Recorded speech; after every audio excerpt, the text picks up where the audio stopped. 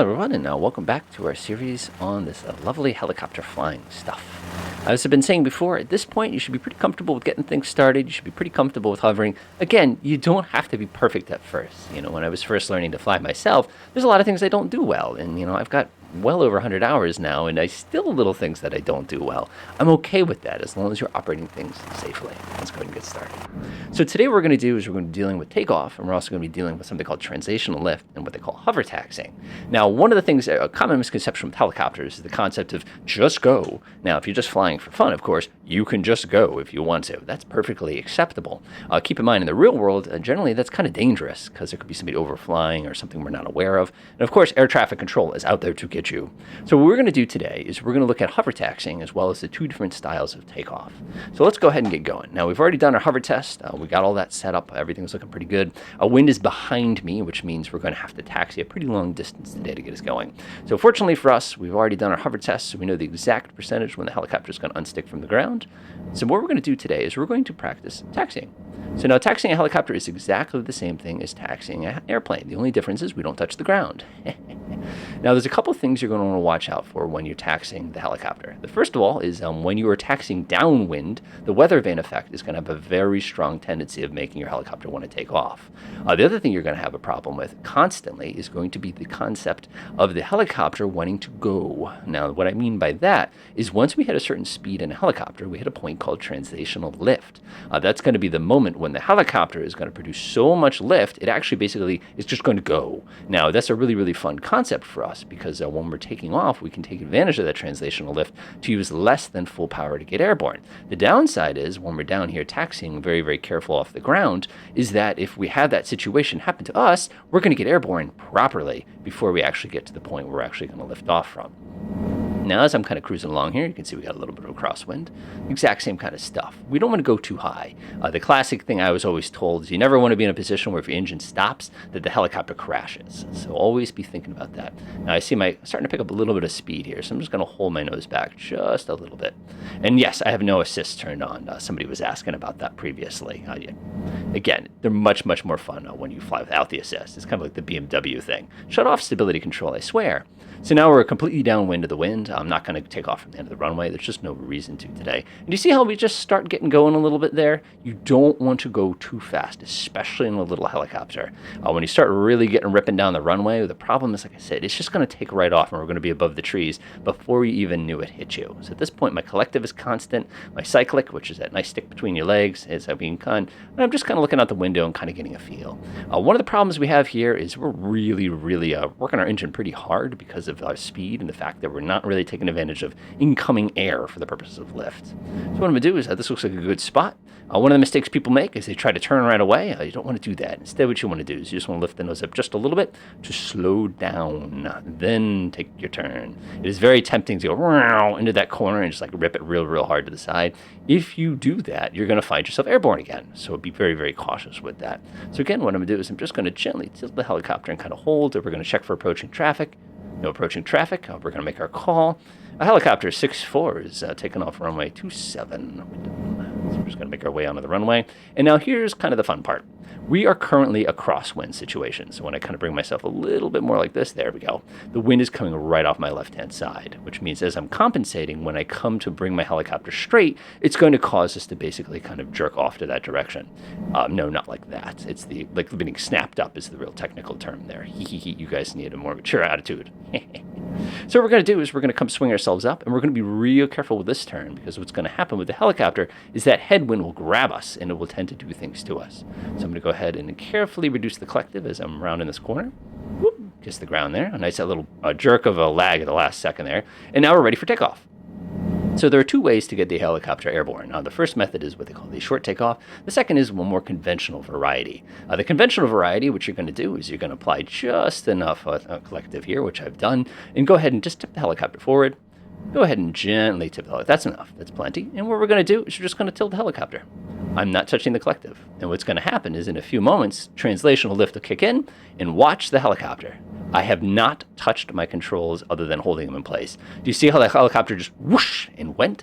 That is that translational lift piece, and now we are airborne. Now you probably see a little piece of red right there that's kind of doing a little happy dance. That is our ball. So what I actually need to do here is apply a little bit of left foot, and you can see that it's starting to center, and now our aircraft is properly coordinated in this particular case.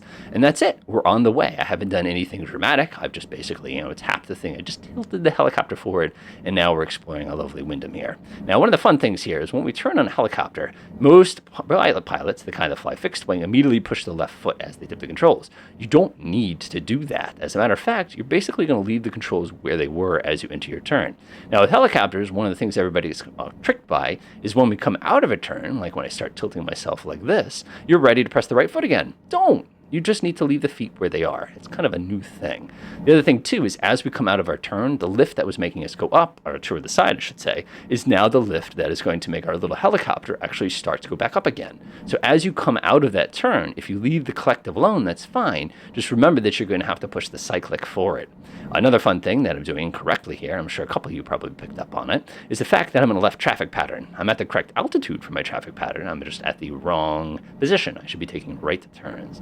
So let's go ahead and bring ourselves around. When you turn, of course, again, notice I haven't changed my foot position, and the little silly string in the middle there stays perfectly centered, right there, because of the nature of the helicopter.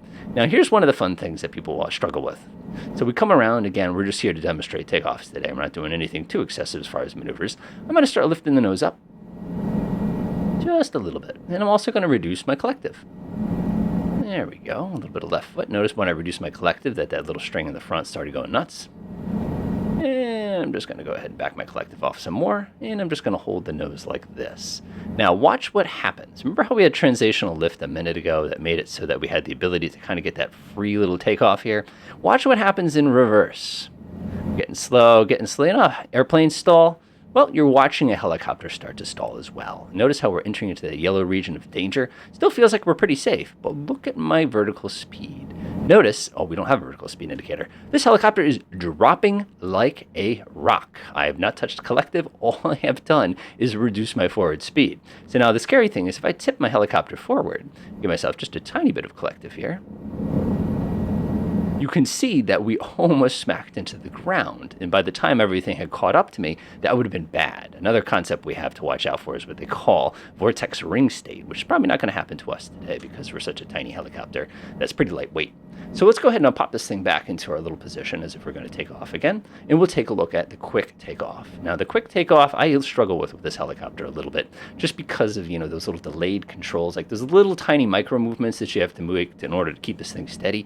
It's just very hard to make them. So what we're going to do is we're going to apply collective smoothly upwards, apply right foot smoothly, and tip the helicopter at the same time, in effect launching almost vertically. This is a very dangerous takeoff technique because if we have an engine failure at any point during it, we have nothing. We're just going to basically fall right out of the sky. And then it becomes auto rotation practice, which is super fun to do. So what I'm going to do is I'm going to tip the helicopter forward. I'm going to smoothly apply collective, push my right foot, and I'm just going to go like that. And that's it. That's our quick takeoff. Now, when you do that in the Bell 407 for the first time, it's going to shock you how fast the helicopter just wants to go whoosh directly into the sky. Now, a common question people ask about helicopters is, do we have V-speeds? Yeah, we actually have a whole brand new set of V-speeds. We have our VY, we have our VX. Of course, what's our V-stall? 0, right? No, but we do have the speeds that are going to be dedicated to basically that transition lift mode, which you can see marked in yellow. It's not to say that we can stall, it's just to be something that we can do. So as we've seen so far, the helicopter it's quite a project. It's a full-time job to fly one of these. There's a reason why instrument flight rule flights in IMC, instrument meteorological conditions, are so dangerous. As a matter of fact, if I recall correctly in the I've relaxed my foot for a second there, that was my bad. The first thing you'll probably notice is you have to have an autopilot, you have to have a second crew member. You can't do single pilot IFR flights or into IMC without those met because of how incredibly unstable the helicopter is. Now, the interesting thing is, as I'm going here and sort of tilting my controls forward, you'll notice that the helicopter itself wants to go up. If I let go of my cyclic, this is exactly exactly what's going to happen. Now, one of the nice things about as we're starting to cruise here is the helicopter becomes progressively more stable. Now, here's a fun thing that you didn't know about helicopters. You know how in airplanes, how the controls get stiffer the faster you go? In a helicopter, it's reversed. The controls are very hard to move at low speeds, but as you get fast, they actually get wicked loose. And it's just kind of a weird little, oh my god, the first time it happens to you. So hopefully this video is helpful as far as seeing things. Notice, by the way, that my needle does not agree with the ball. That's just kind of a welcome to the nature of the beast of helicopters. And heaven forbid you have external instruments. You're going to be freaking out where that ball is right now. It's just kind of the nature of the beast. So what we're going to do next time is we'll go ahead and take a look at some of the scary emergencies. I have a feeling everybody's playing. It is the Saturday after release for sure. We're going to go ahead and take a look at some of the irregularities of helicopter flying and kind of go from there. But other than that, enjoy.